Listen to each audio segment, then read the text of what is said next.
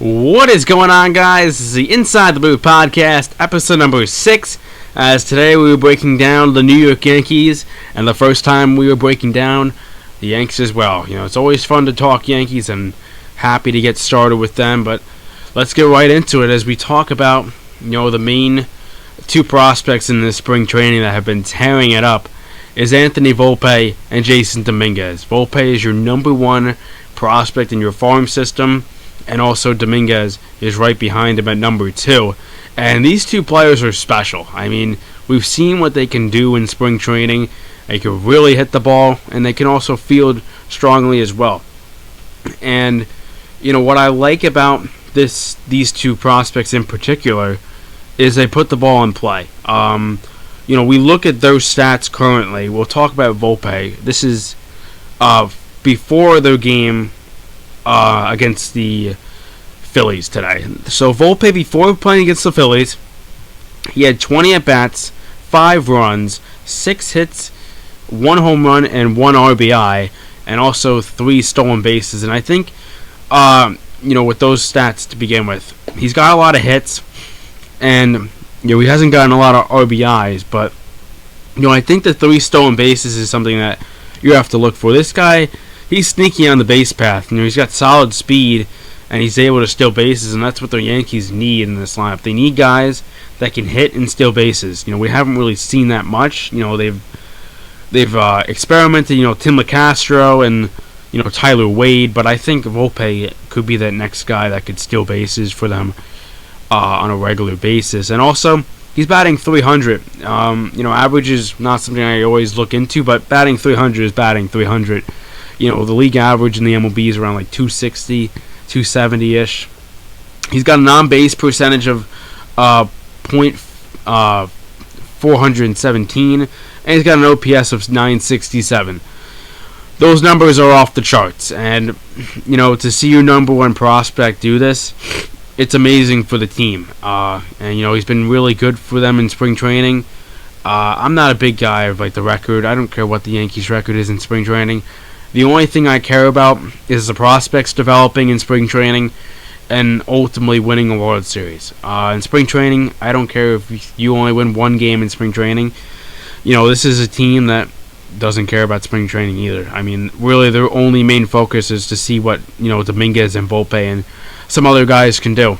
Obviously, Judge has been, the main star and the main guy to look for in spring training, but I think Volpe and Dominguez are really my 2 and 3 of what they can do in spring training, and I've been happy what they've done. I'm recording this the day of the Phillies game, and I just watched the Phillies game against the Yanks, and Dominguez hit a home run. It was a really nice shot to tie the game up at 3-3, but Dominguez is a guy who can hit for power, and he's got good speed. He's got great speed in my opinion, and we look at Dominguez's stats prior to the Phillies game. He had 20 at-bats just like Volpe, 7 runs, 7 hits, 3 home runs, 7 RBIs, and a stolen base. Now he has 4 home runs, obviously, but 3 before the Phillies game, and that's great.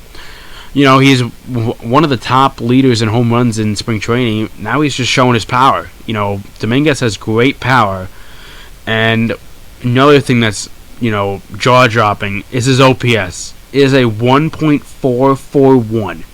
That is insane. And obviously, when he goes to the MLB, when both these guys come to the MLB, we won't see a 1.441 OPS or a 967 OPS for Volpe. But to see these guys tearing up spring training is huge for the Yankees and their development. I think these guys are going to develop into really solid players.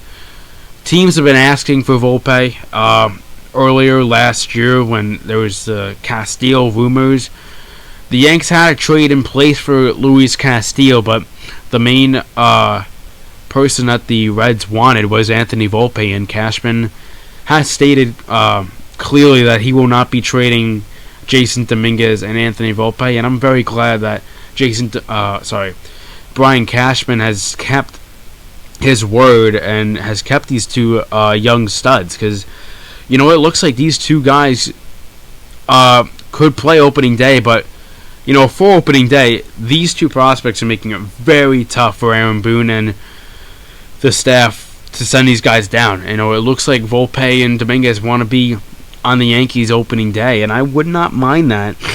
Worst case scenario, you just send them to AAA and see what they can do. They have minimal games down there, but I think with the situation, what Volpe and Dominguez is bringing, you could really see these guys opening day against the San Francisco Giants. And also some other news, Carlos Rodon, earlier in the week, he was placed on the IL with a left forearm strain. That's tough to see for Rodon because, you spend a lot of money on a guy, and now he gets injured. And there's also some other injuries, like Scott Efros is injured.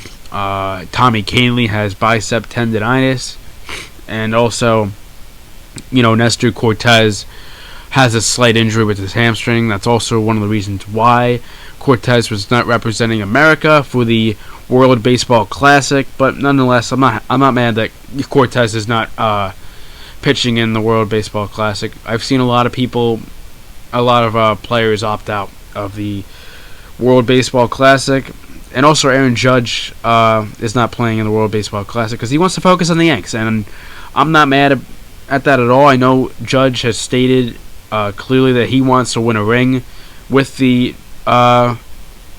Yankees, and he turned down a 12-year deal with the Padres right away, and that's why he wants to stay with the Yankees. I mean, he ever since he got drafted, he wanted to stay here, and last year specifically, I felt he really stated that he wants to stay with us. Kissing the logo on the jersey, and obviously he hasn't won a ring yet, but you give him the big contract after hitting record-breaking 62 home runs, breaking the American League record, and that's huge for Judge. I don't think he will ever reach 60 home runs again. If I had to give you an early prediction of how many home runs Judge is going to hit, I'm going to keep it safe. I'm going to say 44 home runs for Judge. But let's get into the home runs. And, two guys I mentioned that hit bombs for the Yanks is Stanton and Judge. And when these two guys are healthy, this is a super powerful lineup. Two monsters at the plate. We look at Giancarlo Stanton. In 2021, he was great for the Yanks. He had 35 home runs, and then the year after in 2022, he hits 31 in less games. So, Stanton, I think for him, he just needs to stay on the field. He probably won't be playing much in the field, probably be their DH for most of the year, which I'm okay with. I would like to see him play in the field a bit.